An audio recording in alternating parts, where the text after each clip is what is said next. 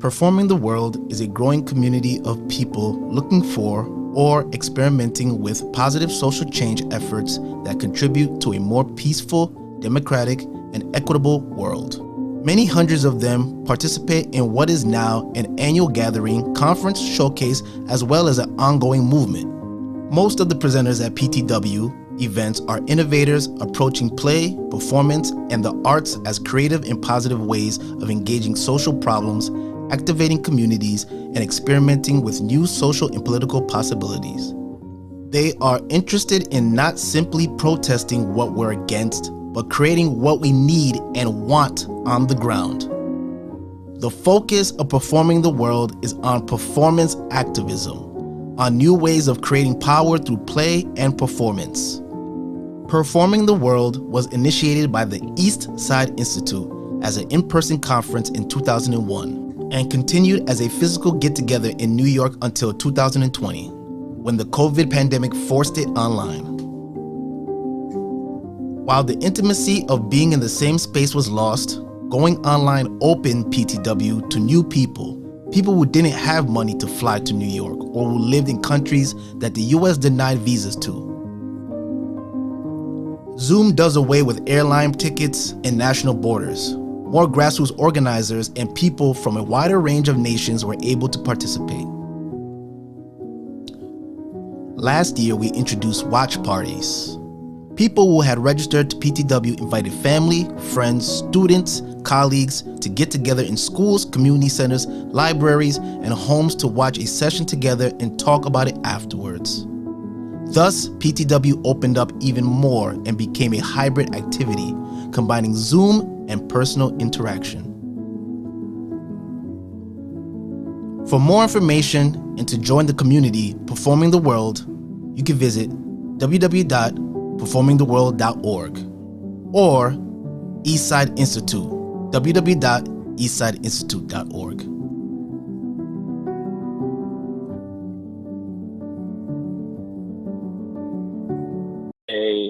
A brief overview that doesn't even begin to touch on the vastness of cultures and impact that we're having at Playing for Change Foundation.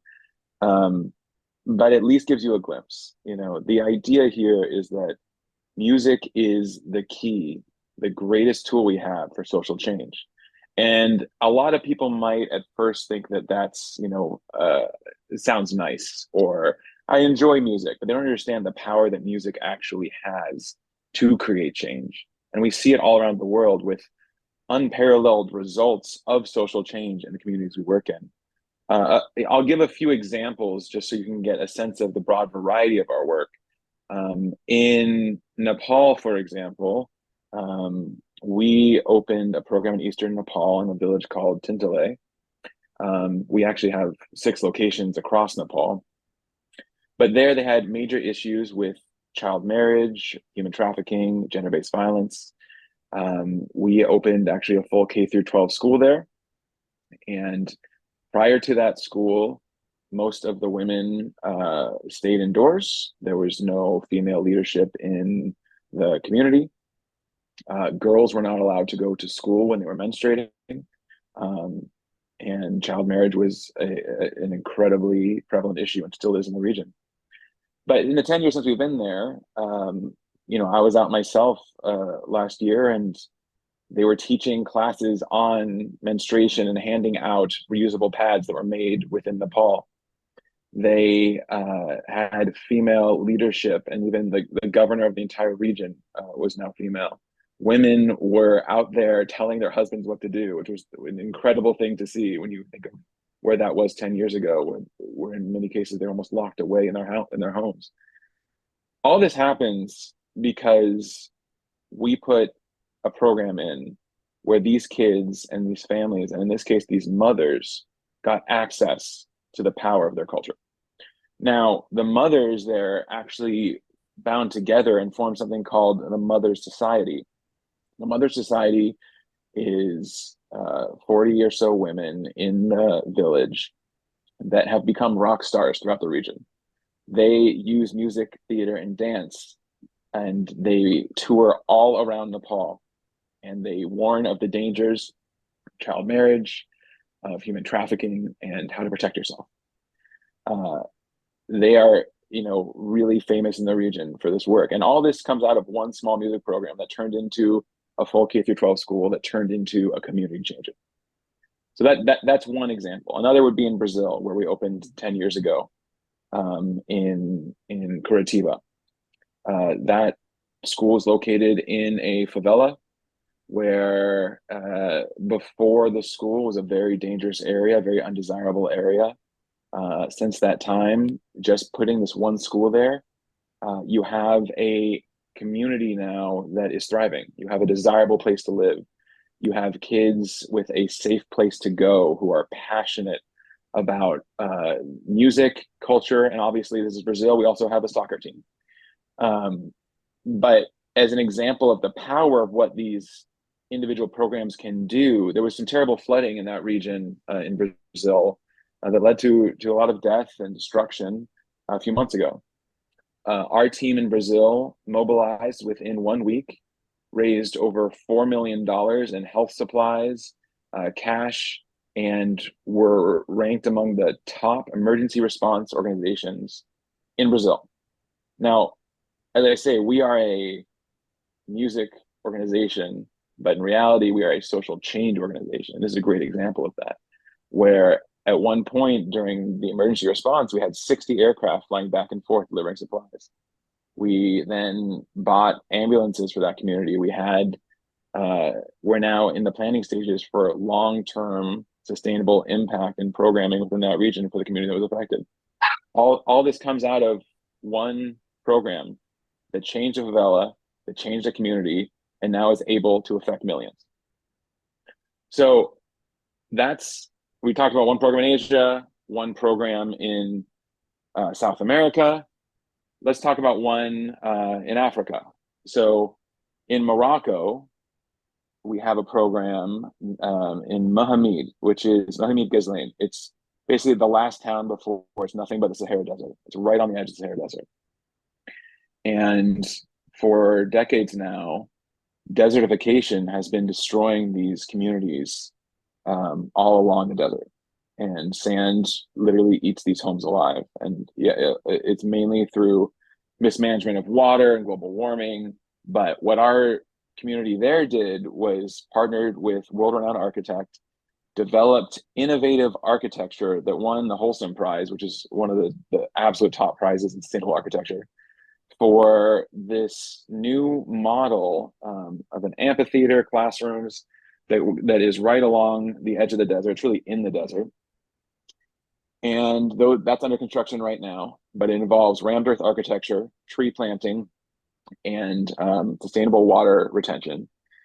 And this facility is an example for the entire region and really the world on how to utilize cultural sustainable architecture that will not feed the problem, but solve the problem of desertification. So as just a few examples, let's see a video of this program in Morocco. شكر النبي بهم بالراح سبحان الله سبحان الله. Hamid Ghazlan, il est connu par son histoire riche et glorieuse parce que d'ici c'était un carrefour des caravanes parce que se trouvait sur l'axe caravanier de Timbuktu, Taoudani, Mali vers Fès ou Marrakech. Cette histoire, c'est lui qui a donné à Hamid cette force et cette diversité culturelle importante avec toutes les communautés vivaces ici, comme les subsahariens, les Arabes, les Amazirs. Donc il y avait toutes ces ethnies qui vivent dans l'ouest de Hamid.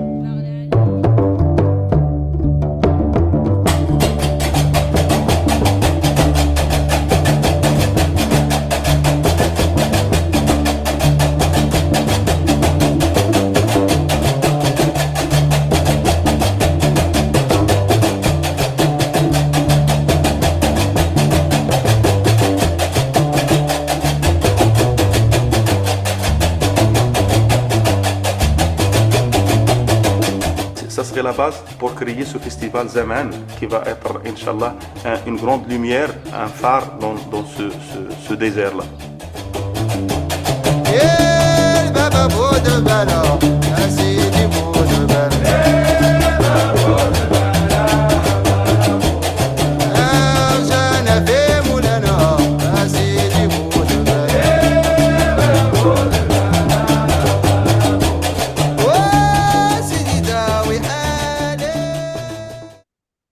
So as you see there, one of the projects that program has developed is the Zemen Festival, which happens every year in the desert, in the Sahara. It's an extraordinary cultural music festival based on mainly of the music of Northern Africa. And they bring in musicians from all over the world to perform, and thousands of people attend. It's an extraordinary experience. I cannot recommend it enough to anyone interested. And as you see at the end of that video, you saw all these different logos of organizations coming up. And that's because every program that we have is founded as a coalition. The idea of Playing for Change is we're uniting the world through music, but we're also uniting communities by bringing together these coalitions of support to ensure sustainability. We're firm believers in that we're way stronger together in every one of these projects than we are trying to do on our own. It also, though, creates financial stability because these programs are not solely reliant on us to provide them funding. We're obviously a large part of it, but by bringing in other partners, should anything happen to one organization, there are others there to ensure that these programs never close, which they don't. But anyway, there's a Men Festival. It's one of those really special, magical things. Can't recommend that enough. In fact, I plan to be out there this year. Also, next week, we'll be out in Uganda. In Uganda, we have developed a first of its kind in the world facility. It's within the Bidi refugee camp for South Sudanese refugees, of which there are a few 100,000. This population is 80% 18 and under, and they've all faced terrible trauma. And we developed in partnership with an organization called TO.org, a state-of-the-art, culturally built facility. This is $1 million plus facility within the refugee camp for the arts, which is something unheard of in terms of not only refugee camps, but also serving these populations in need. So we're going out as a grand opening next week with the community. There'll be thousands of people celebrating with us as we provide this community that's been through horrific ordeals a facility that shows them that they have as much value as anyone else in the world. Because this is a facility that would be celebrated in any major city. It's absolutely spectacular. So that's incredibly exciting. But one of the things we did there in particular that we're very proud of is the World Food Program had been providing them with food to survive, for a decade. And when the Ukraine war broke out, those food subsidies were dramatically cut and eventually eliminated. You had people committing suicide. You had starvation. It was a terrible problem. We're still working through that, but what we developed in partnership with our team there was an agro-farming project. We bought many acres of farmland. We brought in professional farmers to teach our community members there how to farm, because you can imagine this is a refugee population. They were, doctors and dry cleaners and whatever it was. They didn't have a background in farming, but now they do because we taught them, and they have developed their own sustainable food supply in the refugee camp. And the World Food Program that had left them in a tough situation, and to no fault of their own, came back to us and started funding us directly for this work, because we have it now. Instead of handing out food, they're growing their own food, and it's sustainable. And it's not only serving the kids and the families of our school, it's now starting to serve the entire community. So just as an example of what's possible through music, it's not just joy. Joy is obviously important. It's solving poverty, it's solving hunger, it's solving human trafficking, it's solving child marriage. But we're able to do that because it's being done through the community. It's being done by the people that are there. And it's not an outside NGO, an outside force saying, I have your solution, which never works. The solution is within the people that are already living there, within the culture that the people deserve to have and often has been taken away from them. So I want to play another video here. Back in South America, we're going to see one of our brand new programs in Cusco, Peru. I think. Des, are you there? You don't want to do the agro farming video? Oh, we have an you agro wanna- farming video. Of course Yeah. we do. Let's play the agro farming video. Yes, thank you. Here we go. Bidi is really suffering. There's hunger in Bidi. They're supposed to be food secured. The oil they give to the refugees is too small. The quantity of the food is being reduced, and some food items are not being given out to the refugees. So due to this, we advocate all the farmers groups to practice agrofarming, where they particularly participate on oil processing, which is having high demand within the settlement. We are focusing on the oil seeds, and also cassava is purely for food security. So oil seeds, we are having a plan of producing oil such that the refugees and also the whole neighboring host communities can buy from us. We wanted to encourage the farmers to produce their own food and they'll be able to support themselves financially and also food at home. From the Simsum, we expect 700 kilos. If we have good water, like the rain is okay, we'll have some good oil. We envision a world where the refugees are self-reliant. They are no longer depending on UNHCR. Our goal is drawn when all of us come together, because we alone we cannot do it as center of Bidi. But then we're looking at our partners, our supporters to really come together with us, and we make sure we support the people who really are suffering.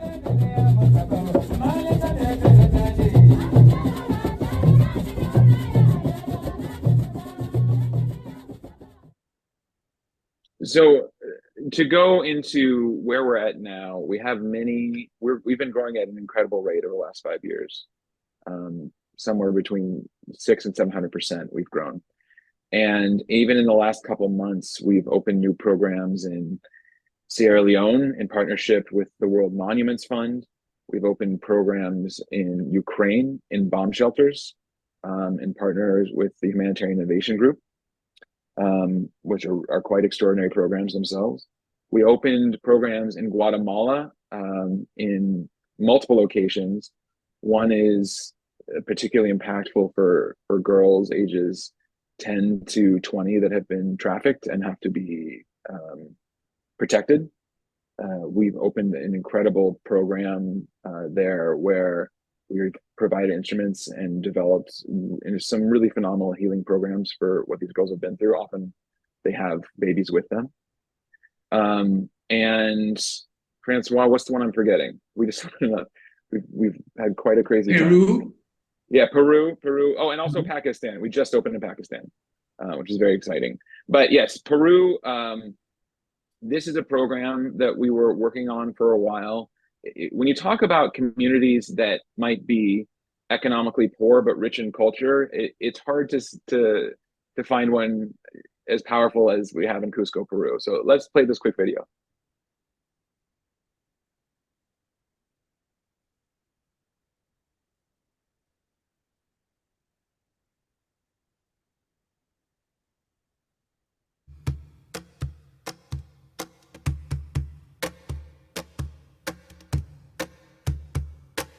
La música tradicional del Perú, de Latinoamérica en general, se está perdiendo. Y la música es una disciplina que alimenta el espíritu y es una necesidad humana. Y por eso nace la música tradicional. Pienso que es fundamental que las nuevas generaciones, los pequeños, bueno, tenemos alumnos aquí, chicos desde los 6 años hasta los 13 o 14, creen una identidad propia con su cultura ancestral, con la cultura musical, no solamente de la región andina, porque tenemos clases de percusión afroperuana, lo cual me parece esencial también, ¿no? Para ellos tener una conexión con la gente de su propio país, de su propia cultura, inclusive de las 3 regiones del Perú, ¿no? Porque, bueno, eso genera una identidad, un sentido de pertenencia que es fundamental en los pequeños, ¿no? Recién llevamos unos meses trabajando con la comunidad de Cachimayo y me parece súper bonito y mágico que en tan poco tiempo estén queriendo venir a las clases, que quieran compartir con los profesores. Hay una energía muy bonita entre ellos, están haciendo amistades nuevas, están aprendiendo a tocar instrumentos, están, creo que, logrando logrando entender que la música les hace bien. Yo conozco Playing for Change desde hace muchos años, incluso cuando vi el primer video del Stand By Me hace un montón de años, me pareció una idea genial, ¿no? Que hicieran música con diferentes personas en el mundo, ¿no? Y llegó a mí de una manera muy especial. Para mí Playing for Change significa abrazar la idea de que la música puede generar cambios en los seres humanos, en la comunidad, que podemos crear un mundo mejor a través del arte, que podemos unirnos todos a través de la música y ser una sola voz para un mundo mejor.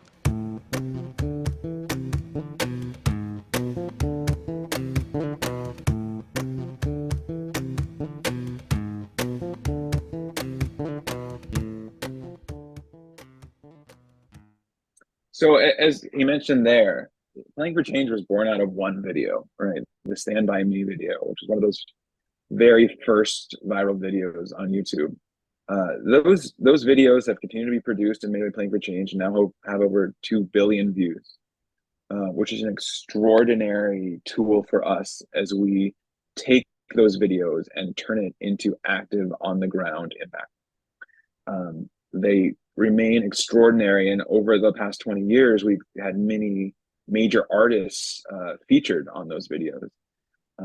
Many of whom have come along and helped us to open and sustain programs to their own organization, including Damon Albarn in our Mali program, Shakira with programs in Colombia, DJ Khaled with programs in Miami. The list really goes on, and we've managed to create a really incredible network of major artist ambassadors that are supporting our work and continues to expand dramatically. I'm now gonna toss it over to Talon. Now, Talon is an extraordinary individual in himself. He's from which reservation are you from exactly, Talon?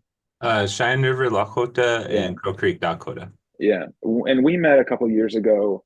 I was introduced to Art Space through the NEA. They were building a new facility out in Pine Ridge, which is really the poorest community in North America. It has a very high teen suicide rate, very high unemployment rate, and it's the size of Connecticut. I mean, it's a really tough area. And Talon, you can speak more to it, but I just want to say that when we went out and visited, they had this great facility being built and they needed to figure out how to operate it. And it's one of those things where we came out, we talked about who would be the person within the community that could take this on, run a professional recording studio that we were building out together, alongside classes and the ability to reach a generation of youth that felt forgotten. So Talon was brought on, and he has not only thrived, but become a true leader on his own within this community. So please, Talon, take it away. I'm a Dakyapi. Hi, my relatives. Thank you, Opila, to Jake. As he mentioned before, my name is Talon Basil Duchino. Basil is my middle name, but that's my music persona as well. I came on to this project. It was about like 3 years ago now when we first really started talking about it. But before then, I had been a First Peoples Fund organization fellow. They do a lot of support to Indigenous artists. And at the time, as was mentioned before, they were working with Art Space to create what is now known as the Oglala Lakota Art Space. They do classes out of this space. It's really located in the heart of the Pine Ridge Reservation, just about 2 minutes outside of Kyle, South Dakota, otherwise known as Little Wound, South Dakota. I believe it's even about 25 minutes of a drive from the Wounded Knee site. Now, initially, it was mainly primarily going to be visual arts and cultural arts and things like that, empowering a lot of local knowledge bearers and artists to teach the communities that they come from, and to even bring, allies in to help teach the community as well, whether it's zine making, painting, different techniques, even just, enrichment programs. And then we started building in the music program side. We have a recording studio that I honestly feel very confident about, and rivals, studios that I had been to in the cities myself. We have a performance space out of our garage, which had such a humble beginning that is now, finding more and more enhancements and upgrades that the community is really excited about. And then the same as the rest of the art space, we now have, different classes and offerings that we have that enables and empowers local artists to now share their talents, their skills, and even just the mentorship and support to fellow artists, to aspiring artists, or even just to the community in general. These are like very, in a different context, very disimpoverished communities that haven't had, a lot of artistic or certainly not musical support.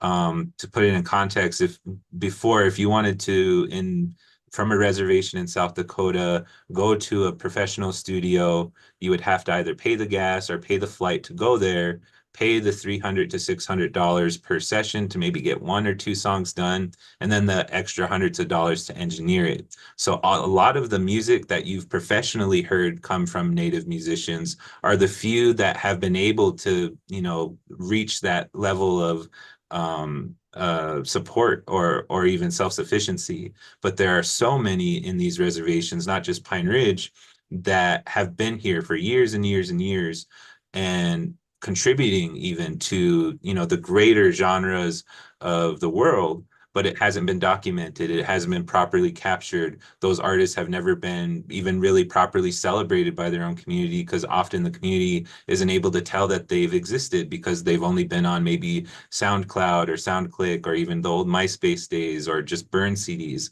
A lot of these are legends. So just as much as it is important for us to kind of provide the access and get people recorded, we also want to provide space to still like honor and remember those who were already here too.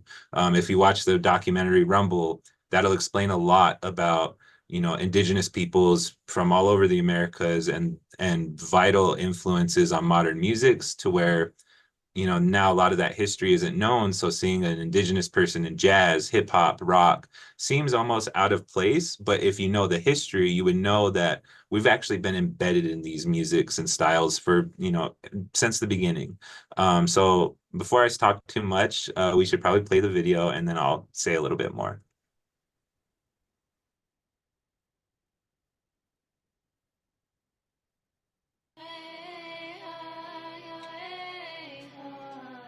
There's so many teachings and encouragements and ways of like mentoring the youth and even our peers at giving access and showing them ultimately what is love. Here's why we sing this song. Here's the history behind that song. Here's the history behind all these songs and the importance of why it is. This is how you operate as a Lakota. Generosity, humility, also with that genuine messaging of I care about you. Ain't nothing you could do to me. Losing so much people, pockets full, but I feel empty. Grew up with the ones. We've accomplished not just access to music, but access to professionals who will help you elevate that music, and bringing together intergenerational artists who, from old to young, access to each other. There's so many people not here who should be brothers, sisters, cousins, uncles, you name it. And a lot of youth and adults that come in here. It's a lot of death expression. And I don't think that's by accident. I don't think that's just by the fact that we have high suicide and death rates and all of that here. But moreover, I think it's because internally as Lakota, as Ocheti Shakoi, even just as indigenous people, we're conscious of the deceased and we know that we must honor them in what we do.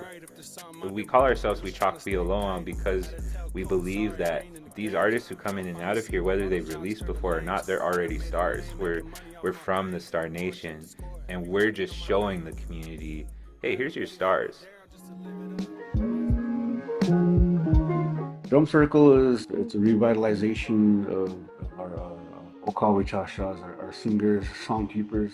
There's a spirit that comes alive when you have the right mindset and the right heart around these drums. There's a spirit that comes alive, and that's where the healing is at.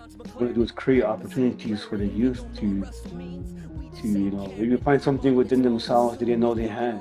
This is what the world needs, to unify communities, to strengthen families within the musical essence of everything. The healing is there, and you just got no one to take hold of it, and just to know that dreams do come true, because I'm a living testimony of that.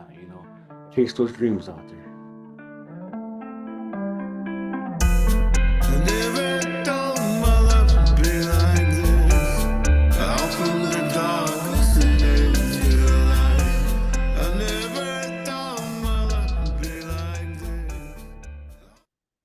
So that last person you heard talk was Santee Luke Witt.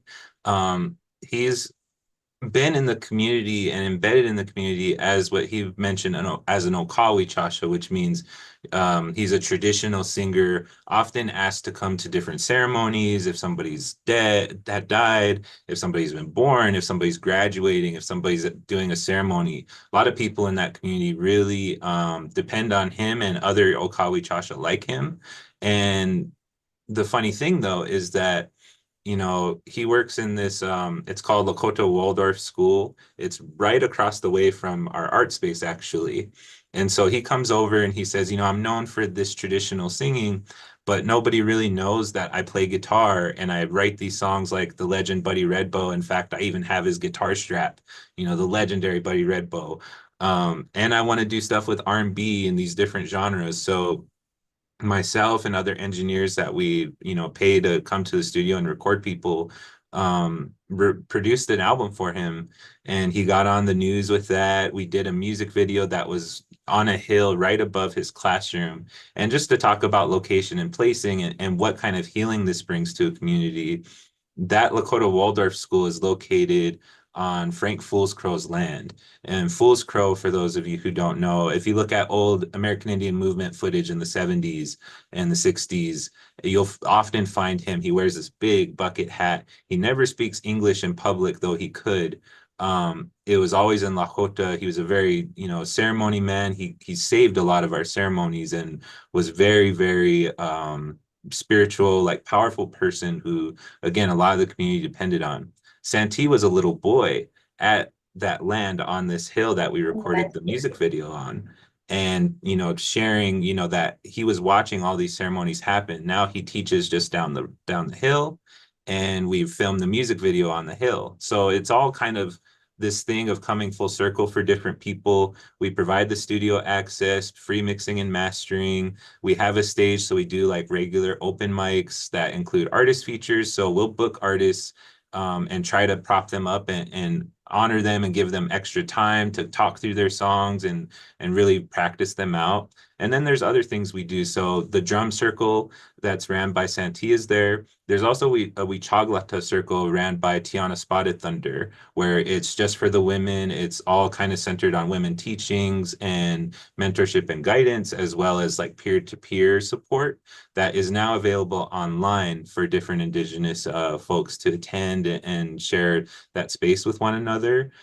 We do an artist in residency program where artists come in and their focus is to work with me and check in a couple times to get properly mixed and mastered, but then also package into full albums and start talking about press releases, ways to get the media in contact with you and to be ready for that. A lot of artists around here, they have the skill, they have the talent, And even if you give them a blank room with no acoustics on the walls yet, they were already, before we were even fully finished setting up, releasing albums out of there. And we're like, hang on, maybe re-record it when we have all of the equipment in there. But they were just, gunning. And it just showed us and hopefully the world that, indigenous peoples and a lot of people who lack the resources are chomping at the bit to share. And often those things include fusions and ideas that are so new that wouldn't just influence positively the world and spread good messaging, but also coming back to the psychology of the community. Seeing people go into these spaces and go, wow, this exists in my home. My home is worth this. But also my art and my thoughts are worth this. My cousin's thoughts and art is worth this. And then figuring out, okay, how do we help sustain these types of energies beyond the studio? By providing this access, we're trying to eliminate some of the scarcity politics that exist, but also the scarcity politics that influence how we treat each other. So through this, a lot of artists have been collaborating and helping each other down the road, and then giving them opportunities to experience, what's it like to be contracted and what should you look out for? How else can we help you as an artist grow? And with that, we released our first compilation album that's now on Spotify, and it's submitted for the Native American Music Awards. We also helped a bunch of other artists get submitted for that this year. We're very happy about that. And we just hope to continue providing this space and the support to the community, just so that way they know that, again, like, there's so much that needs to still be celebrated and so much support and care that the community needs. Even this week, I'm off to mentor and talk to a big group of youth who are rappers who are kind of experiencing things with gangs right now. And we, in my age level and those who are involved with this, have an opportunity to really sit down and talk with them now that through the program, we've each, and our own efforts, we've each kind of reached this, level of comfort with them where we can sit down and talk with them, hopefully, and reach a good result. But it's things like this that the program's helping address as well. And we're just, eternally grateful to Playing for Change and the different ways in which they've helped us not just make it possible, but make it really official and really help our statement to that community be strong. And even with that, we have other reservations now and tribal communities asking us, how can we make this happen on our res or in our community? And so we're providing that support as well. Yeah. And I'd love to just quickly follow up on that, Talon. I wanted to feature Talon here because he is doing incredible work and is such an example of what we have at every single one of our programs in 26 countries around the world. We have a Talon at each one of these locations that is doing this kind of work, that is empowering the youth on a scale that is unheard of for the region. And even, I hope you're getting a sense of just what one of these programs does. Now you can imagine when we put all these together, the power that we have around the globe, right? That these kids now get to communicate with the kids, not only in Pine Ridge, but in Bangladesh, in Argentina, in wherever you want to, Ghana and Ukraine now, they have the ability to connect and understand not only the power of their culture, but the power of humanity, right? And I think that's something that we're all losing. As a globe, we're losing what it means to be human. And this is in my mind why we work so hard, why we give every ounce of our energy to ensure that this not only sustains but grows as fast as it can, because we see the power that it has on that next generation, what it means to them to have a program like this one. So I want to toss it over now to Francois to quickly follow up with a couple more stories. Hello, everyone. So we're going to go to West Africa.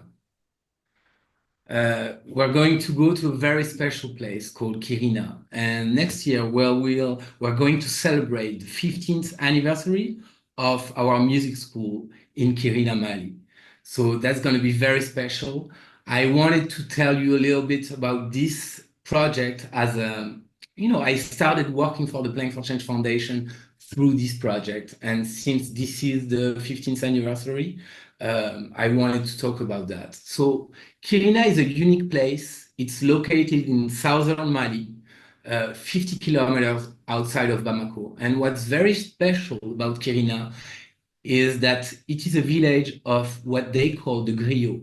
The griot is kind of a caste of musicians and tradition keepers. So everyone in Kirina, in that village where we built the school, is the descendant of a musician, a poet.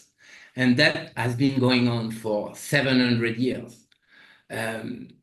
Besides that, besides the specificity of Kirina at that level, just to give you some context, so it's 50 kilometers south of Bamako, and it's a very remote village in the sense the road is not, or at least was not, there was no road at the beginning, there is no electricity, it's off-grid, there is no running water, there is no proper education in the village, no health center. And despite that context, or we were able to create a project where we have 200 students a week that come and attend classes where they learn about their roots, about the traditional music. They learn modern music too. We also do educational support classes where we hire teachers from the public school to give educational support in math, in academics in general, in French, in English. So I wanted to show you a little bit how it looks like. So we have a little video so you can put some sounds and images on what I'm talking about.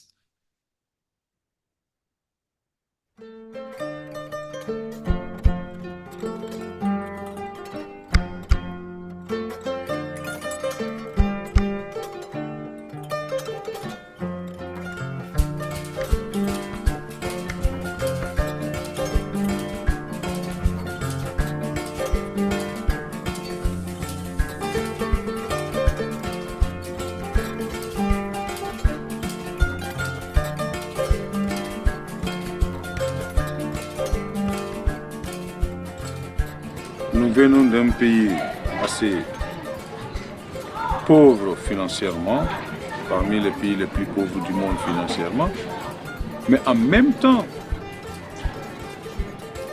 l'un des pays les plus riches du monde culturellement.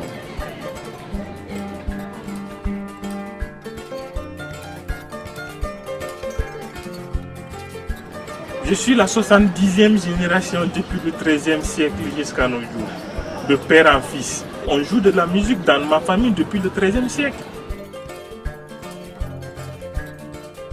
La musique, c'est la clé de la paix.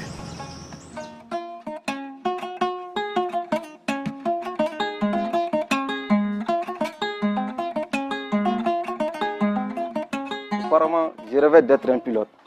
Mais depuis que je fais partie de l'école de musique de Kirina, moi j'ai vu que la musique peut me rapporter beaucoup. Donc là où je suis, j'aimerais être un grand choraman, quoi. Comme tu m'as dit, Diawaté, c'est trop, voilà, comme eux, quoi. Voilà. Lorsqu'on parle de plein fortune, vraiment, c'est la paix, il y a la réconciliation, il y a beaucoup de choses dedans, quoi. C'est la famille. Nous, on ne connaît pas la différence de la couleur du peau, quoi. Plein fortune, c'est aussi une lutte contre la ségrégation, quoi. Moi, je pense qu'il y a tout ça, vraiment.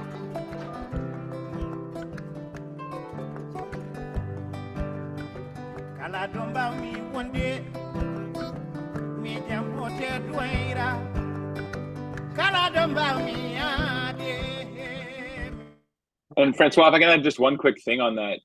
A couple years ago, we were with the leaders of that program in Morocco, and just an example of impact there. Our impact on the rate of graduation and testing there has been extraordinary, where they were telling us that there's a test they have to take when they turn 16 to get into higher education in Mali. And when we started, the village was passing that test at a rate of about 17%.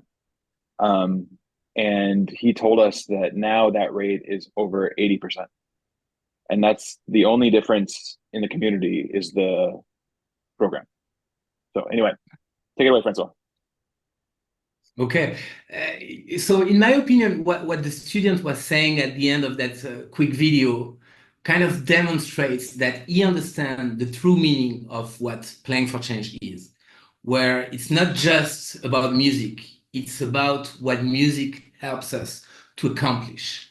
So, but I wanted to come back to how the project started. And everything started through a phone call from Mahamadou Diabaté that you saw in the video, who called Mark Johnson, the co-founder of Playing for Change, and told him, Mark, I know you're creating music schools around the world. I have the best place in the world for you guys to create a music school in Kirina, Mali. So, Mark told me, yeah, we have this opportunity in Mali. We went there and we realized that, the context was just incredible to create a music school. And on top of that, Mamadou is the younger brother of Toumani Diabaté that you also saw in the video, who's probably one of the best kora players in the history. So, when we started the project in 2010, as I said, we're going to celebrate our 15th anniversary. We started by building, simple building with 2 classrooms and an office. And right away, we had like 300 students joining on our, inscription lists. But what's, in my opinion, extraordinary about the project is how it transformed the community. And there were actually a series of, positive events that happened, and in my opinion, demonstrates the virtuous circle that a project like that is able to trigger. So first of all, there was no road. It was like a dusty track for 45 kilometers to go to Kirina. 1 year after we built the school, the government built a road, 1 year later, the village has been chosen by a government program. So every villager received a solar panel at his house, because as I was saying, it's off-grid. Then we received support to build a wonderful dance classroom. We had problem with water, the access to water in that village is very complicated. And since the beginning, that was a priority for us. We tried to find water at the beginning, we failed. We did a negative drilling. But we did, after that, a geological survey all over the village. And one day we learned that a Chinese organization was drilling in the village and trying to find water. So we managed to contact with them and told them, we know where the water is. One day they came back, drilled a well. So now we have water in the village. So these are just examples of that, virtuous circle, I like to call it. But recently, as Jake was mentioning earlier, we received the support of Damon Albarn. He's been supporting the project. He came, that was maybe 8 years ago. He was visiting Mali and he came to the village. He visited the school and he fell in love with the project. And he said, I'm going to support this project until I die. And this is what he's been doing for 8 years. And this year, we approached him. So we did several things with him. Community support. One of the things we did regarding water was to create a network of water distribution in the village. So we created taps and pipes all over the village to provide water to the community. And this year we approached Damon to tell him our next project is to build a recording studio. We have the dance classroom, we have the classes, we do some of the classes under our mango trees. Now it's time to expand and have this facility, have this recording studio that will benefit the musicians in the area. And right away, he jumped on the occasion and he's funding the studio. So we're, about to start the construction of an amazing recording studio in that remote village in Mali, thanks to the support of Damon, thanks to the supporters of the Playing for Change Foundation. And the idea with that recording studio is to provide opportunities to local musicians, because in Mali, as you may imagine, not all musicians, even though it's very rich culturally and music is amazing, there are a lot of amazing musicians. They don't necessarily have the opportunity to record. It's expensive. So what we're trying to do is, move away from the commercial approach on what a recording studio is and do it from our non-profit perspective and community support perspective, where we can, give an opportunity to musicians to record in a professional environment. And I think this is going to, be once again a big change for the community and for Mali. So I wanted to show you to finish this because I don't want you to leave the room without hearing some Malian music. So one interesting thing we did, we created a band out of some of the students and teachers at the school. We actually produced an album.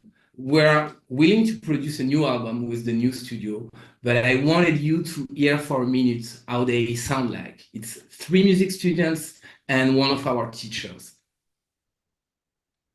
So let's play that video.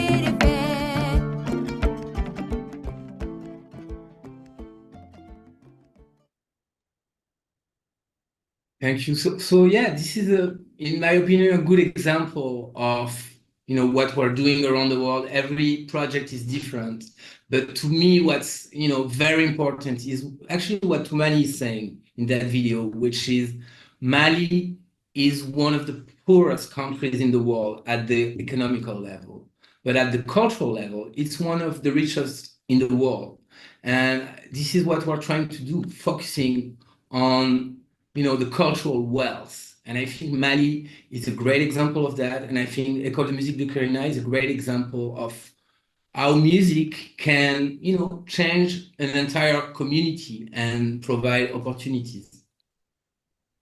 Thanks, Francois. And of course, we focused on a few programs. Just to give an example, we could talk about any one of these individual programs for hours and hours and hours. I mean, the work done there is so specific and extraordinary and unique to the world.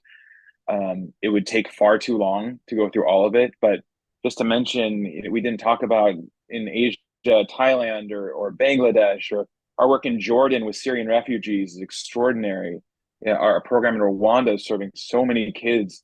Our work in Ghana, where we're building an unbelievable new cultural center for all of West Africa. We just opened programs in Las Vegas and Santa Ana. We have 2 in Miami that are incredible. We have unbelievable programs for indigenous communities, both in Mexico and in Argentina, among other programs in Argentina and other programs in Colombia and Panama and Barbados and Costa Rica, where we just opened a new facility because there were too many kids that wanted to participate. We're expanding because not only is the need tremendous, but the impact is extraordinary. So we're happy to, answer any questions at this point, if you have any. If you want to hear about any specific programs, we can certainly talk about them. But I hope that this has at least been a brief overview, giving some understanding of the work of Playing for Change Foundation.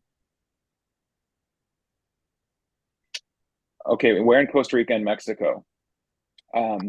So in Costa Rica, we're in a town called Cahuita. Cahuita is on the Caribbean coast.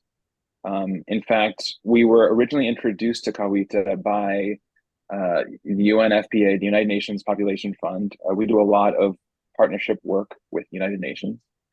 They were throwing their first annual celebration for people of African descent in Cahuita because it's where the last slave ship sunk right outside of that town.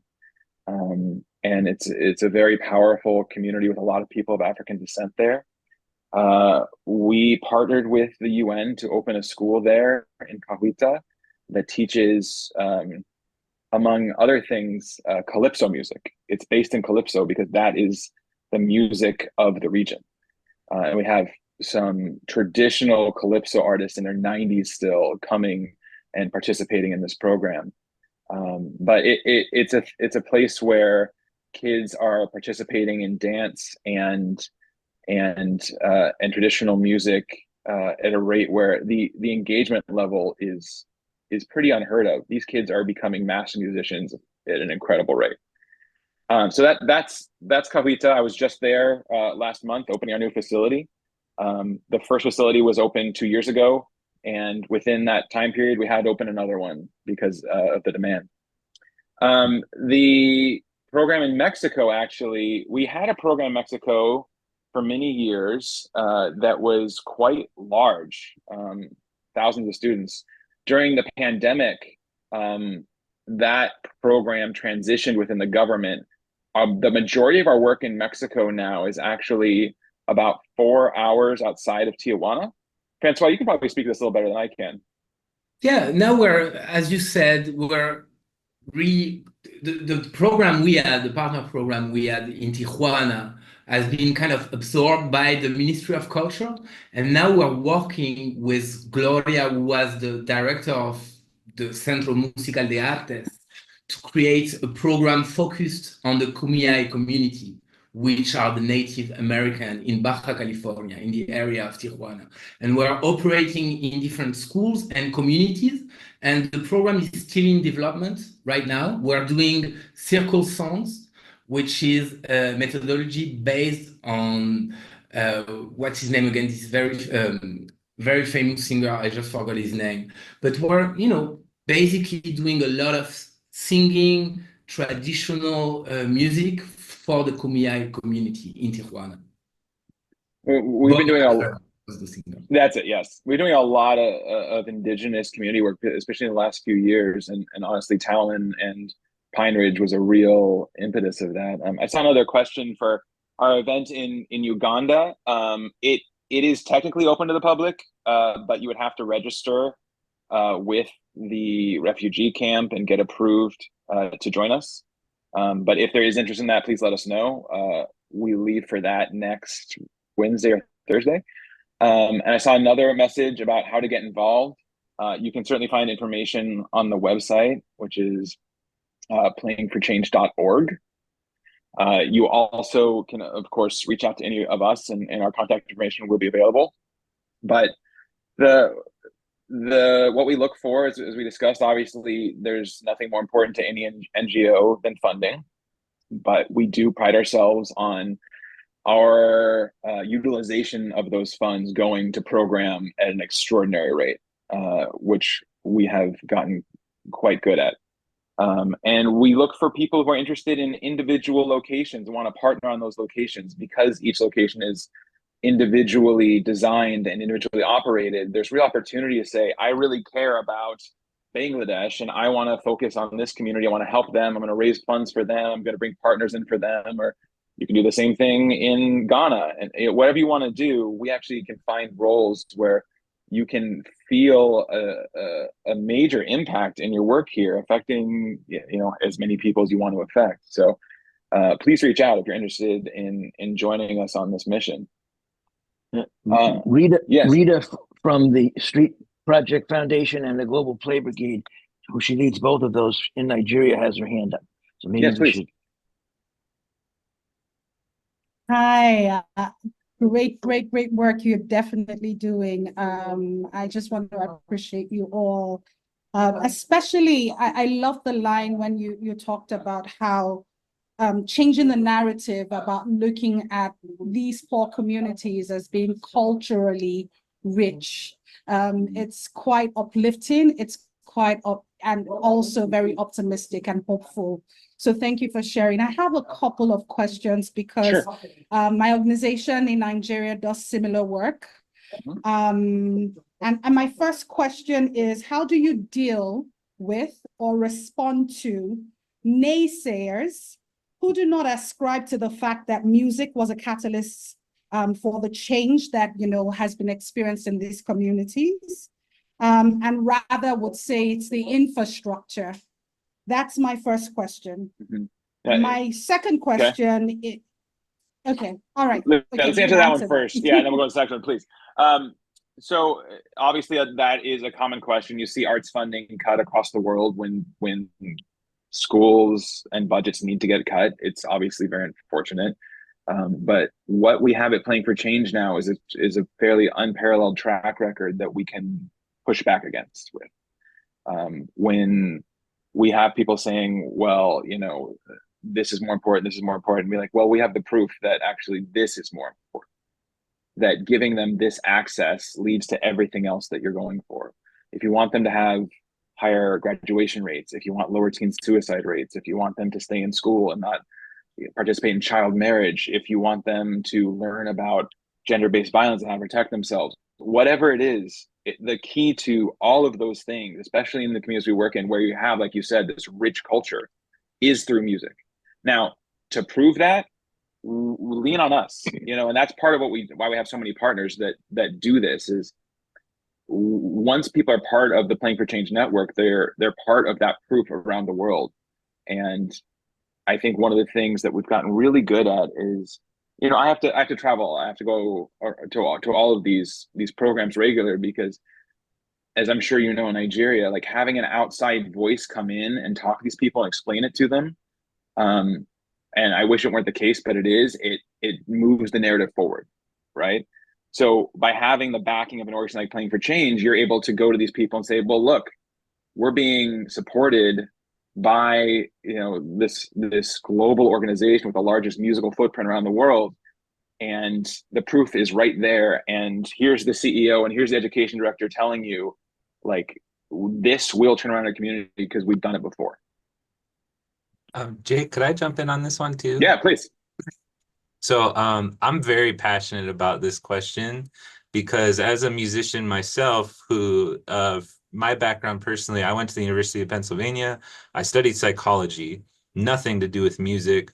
Everything I did at UPenn that dealt with music was actually like in spite of my grades and my survival and everything. I was always at odds with every bit of it along the way and almost very stubborn about it, to the point where I had to just tell people, like, listen, I'm not trying to get famous with this or even make money, but literally this is the thing. And I'm telling you, as a psychology student who's learning from Martin Seligman and Paul Rosen and Angela Duckworth, who literally created the study on grit and how people get beyond, you know, struggles and resiliency, I'm telling you that as a psychology student, this is how I survived Penn, coming from an impoverished background, coming from a reservation, two of them no less, and then being tossed around all through the communities.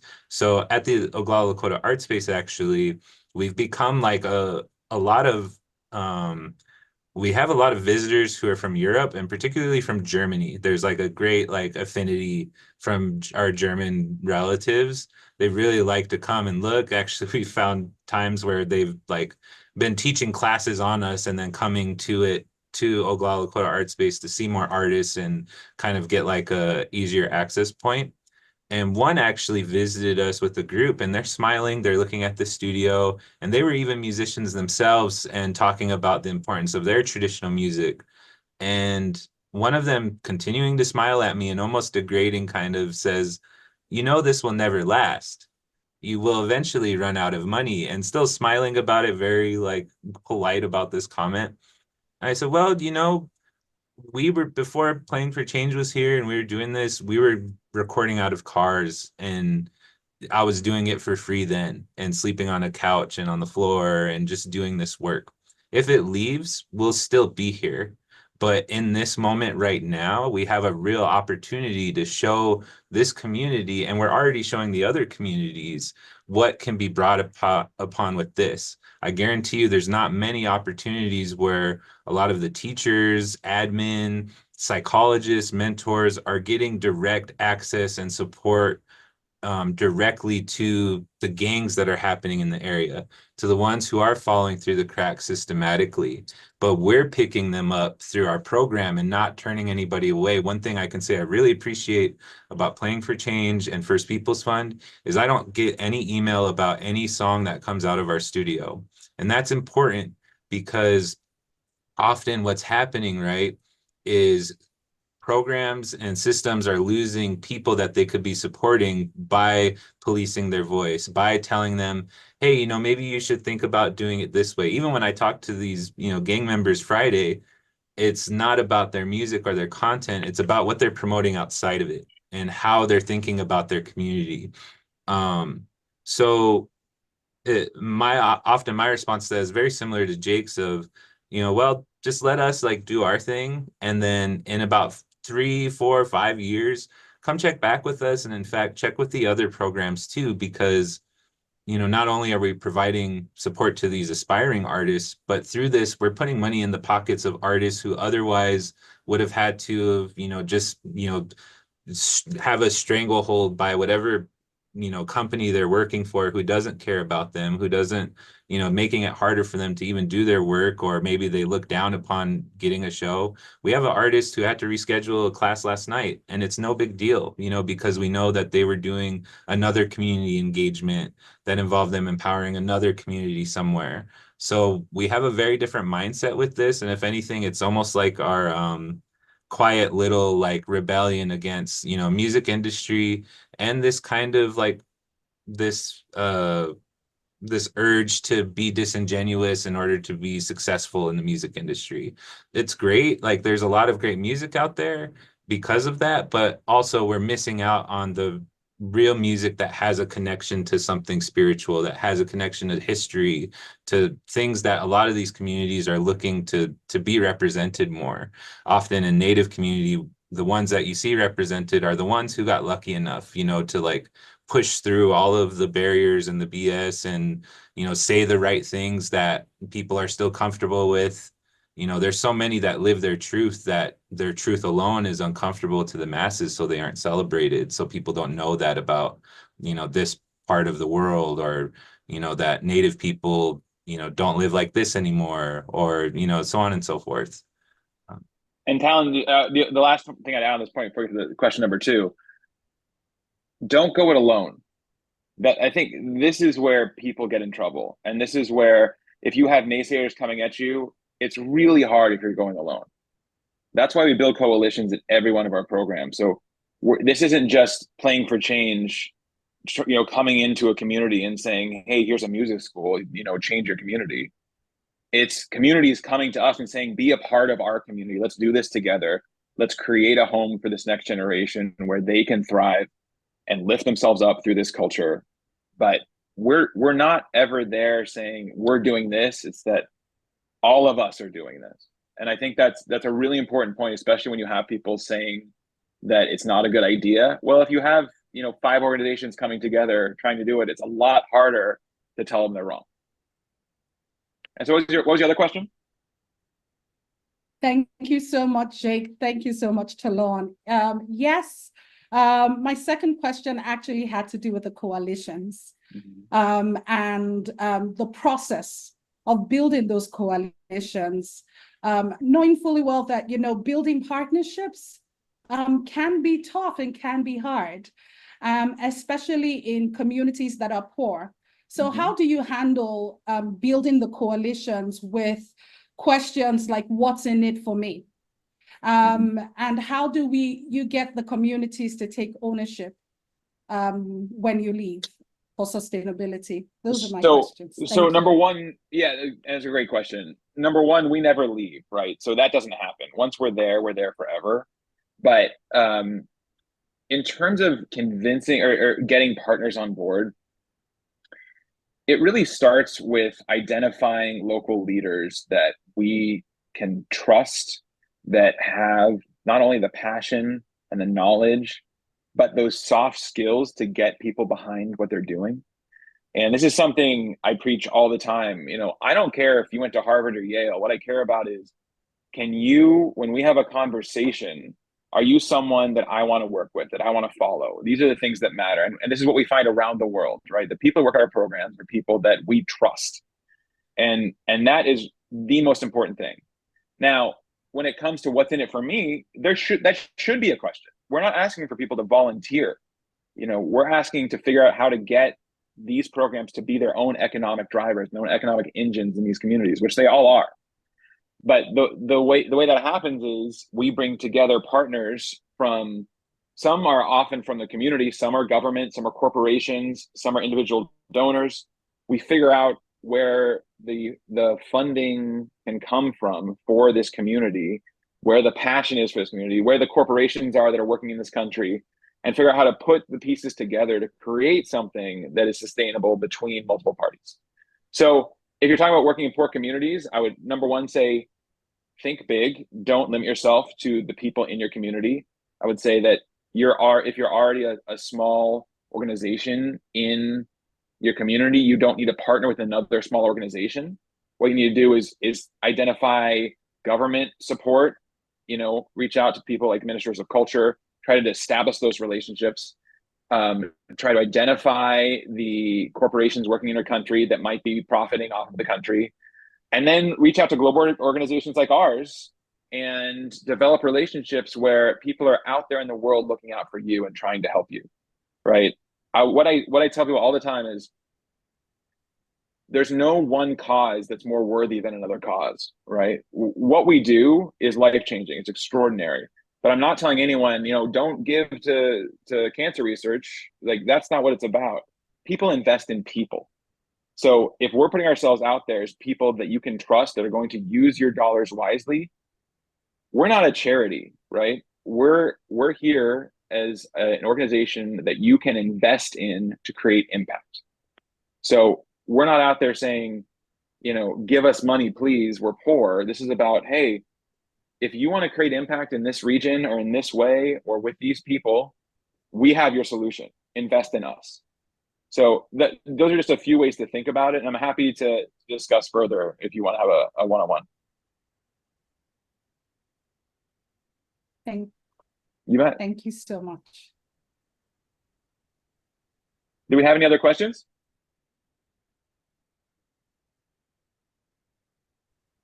Okay. Let me make sure I didn't miss anything in the chat here. I think that's, I don't know dance or PhD, but we'll certainly look at that.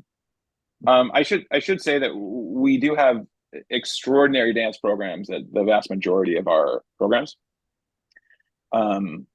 Music and dance culturally are so hand in hand. It's something that we not only have to do, but they help each other at every location.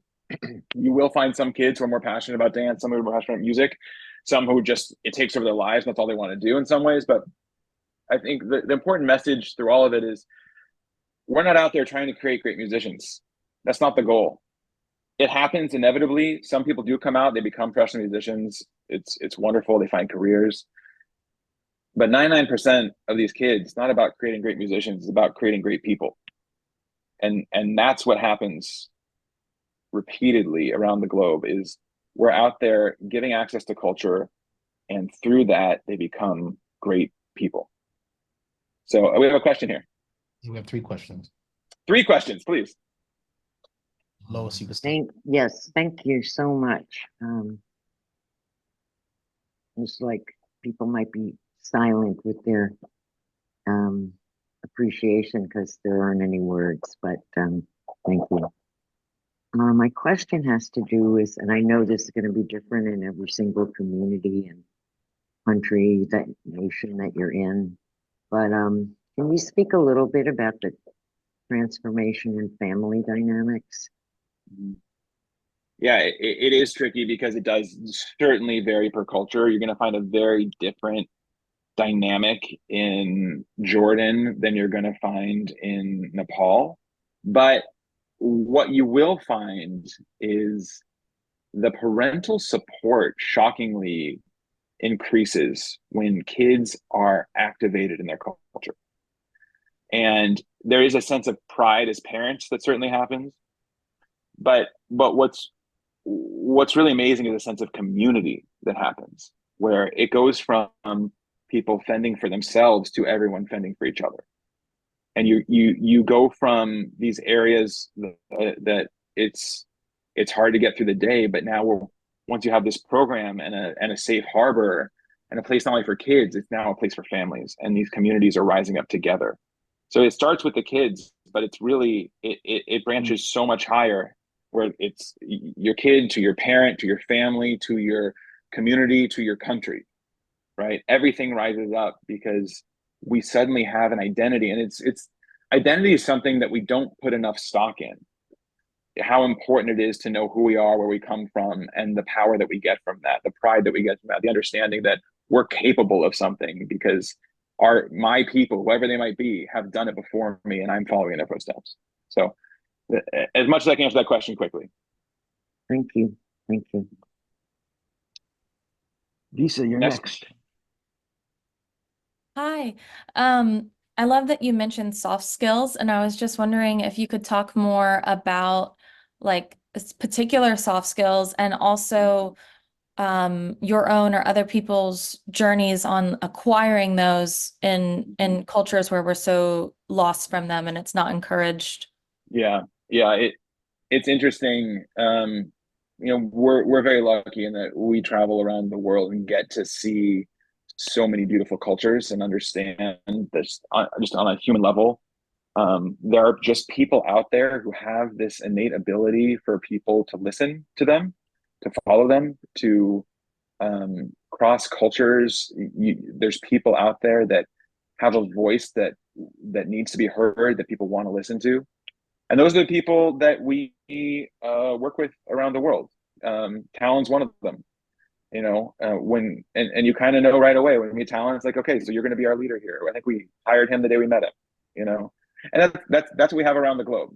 There's just something innate where you need to be likable, you need to be intelligent, you need to be passionate. I don't care what your history is. If you have that, then this is work. You can't go to college to do the work we do. What you can do is come in with the right attitude, listen more than anything else. And I think that's the number one skill on all that we do. The number one skill we need is listening.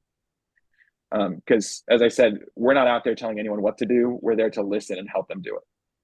So I'd have to go almost program by program to really break down the soft skills that are needed for culture. Like, in Jordan, we have to appeal to the Syrian culture. So we have their program there had to build walls 20 feet high so girls could play soccer, right? Because they couldn't be seen by men while playing. So we have to then have, and it's great to answer the family question on this point. You have to adapt to that culture, create the opportunity for change, and then over time eventually becomes the norm. So it's a long-winded way of saying that we get there by planting the seed and watering it and letting it grow, and we eventually get to the solution we're looking for. Thank you. Yeah, I meant more like within yourself. Oh, myself. Oh, God. I assume it's in the other communities. Yes. Yeah, sure. Honestly, it's the same thing we do as an organization. It's team building. It's trusting those you work with. It's never micromanaging. Letting people fail is huge. Guiding people down a path, but letting them take ownership of that path and succeed in their way.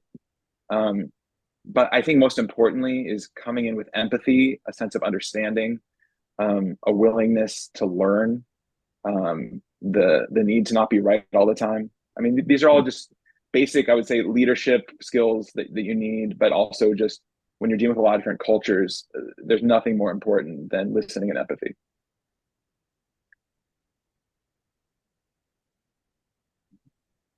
Another question? Jeff, you had your hand up. Do you still want to ask a question?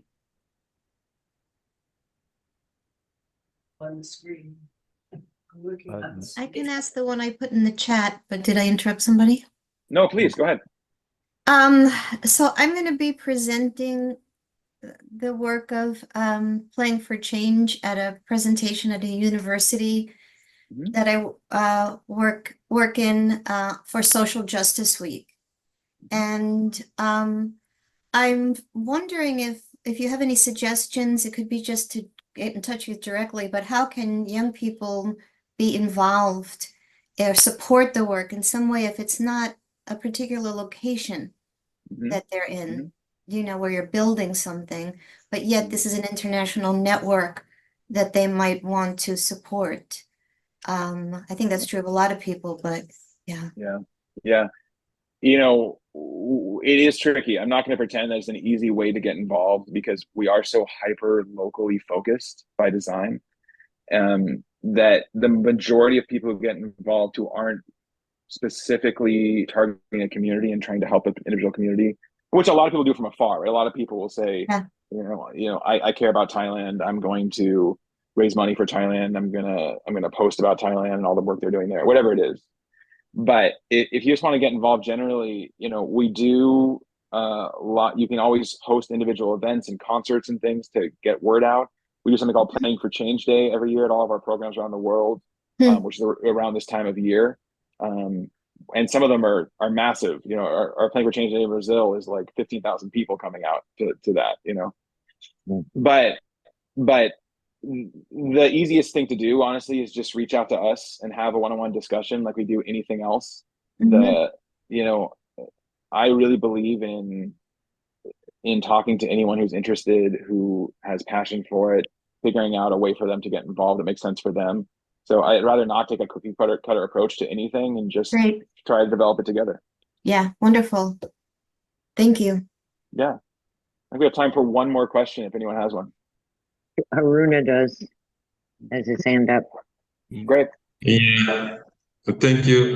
Thank you so much. I would just like to know if there is a similarity between the social justice and the transitional justice.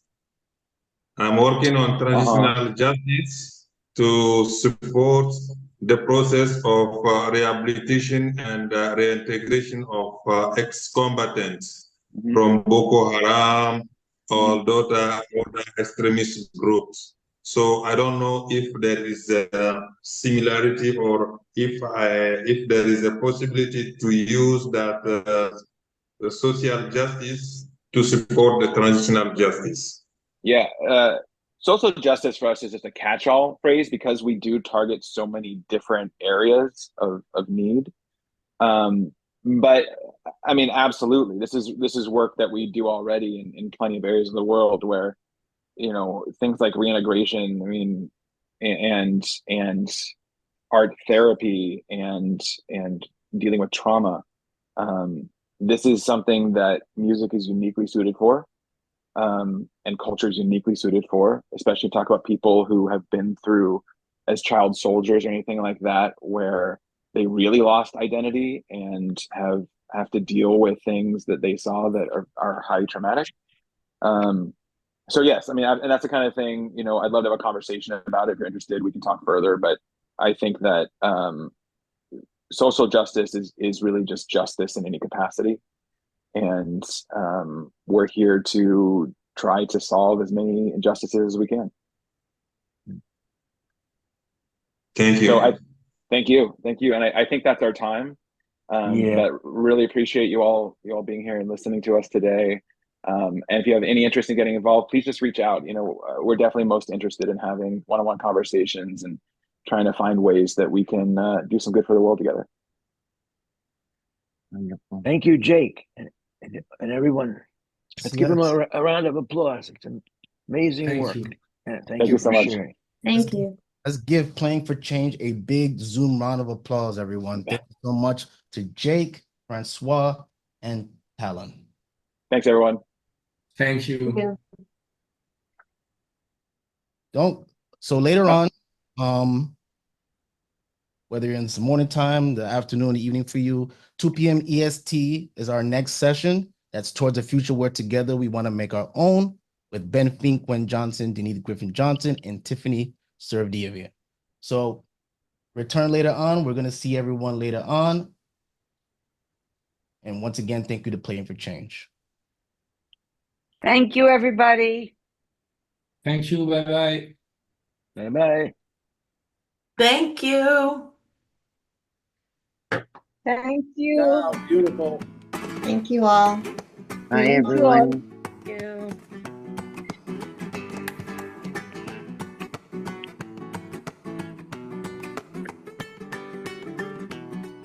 Thanks a lot.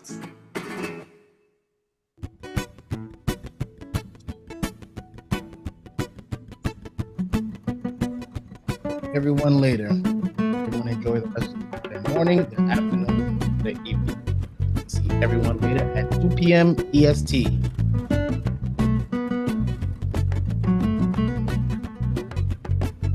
Until the philosophy which holds